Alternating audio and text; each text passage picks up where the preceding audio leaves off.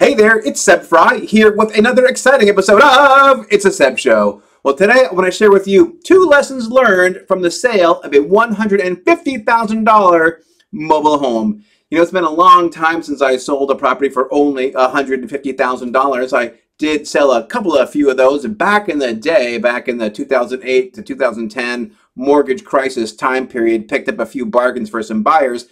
But this is the first time I've listed a home at that price, maybe ever. And I learned some lessons, which I actually didn't really learn these lessons. I observed some lessons, which I want to share with you, my adoring audience. So here we go.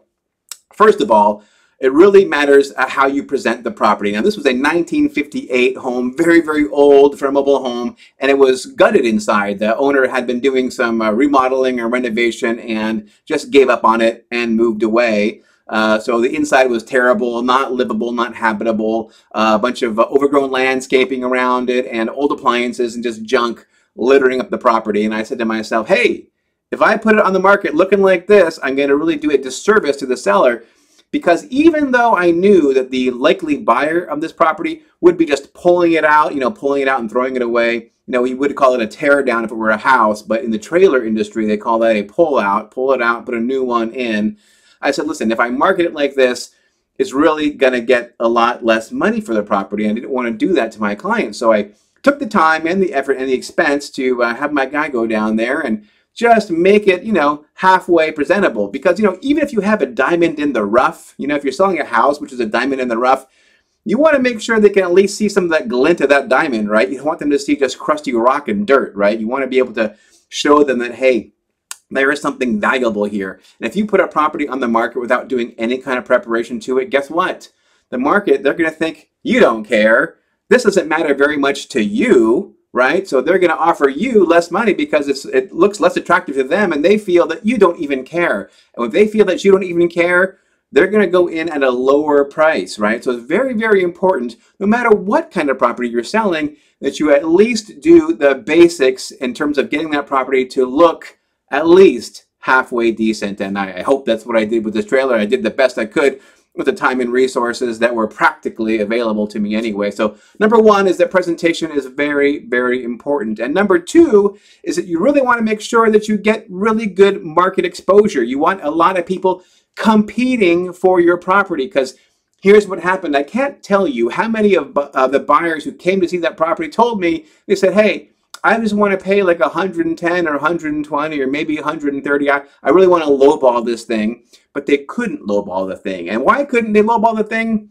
Because everybody felt the pressure of all the other buyers. Man, this was a hot listing. I was getting like 4 and 5 calls a day on this thing.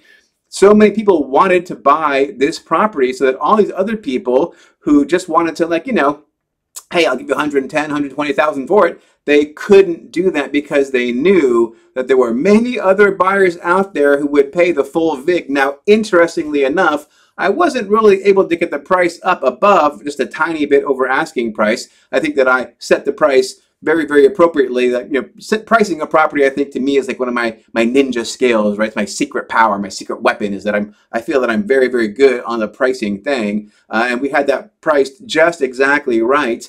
And we did get a lot of interest in the property. Nobody was able to effectively lowball that property because of all that beautiful competition, which is what happens when you present the property well and you price it well. You'll get that competition, and you'll really make sure that you have the very best offer for the property. So, of course, cash deal, fast closing, non-contingent. Well, there's contingency on park approval, but you need park approval, so you can't really get away from that one in a mobile home park.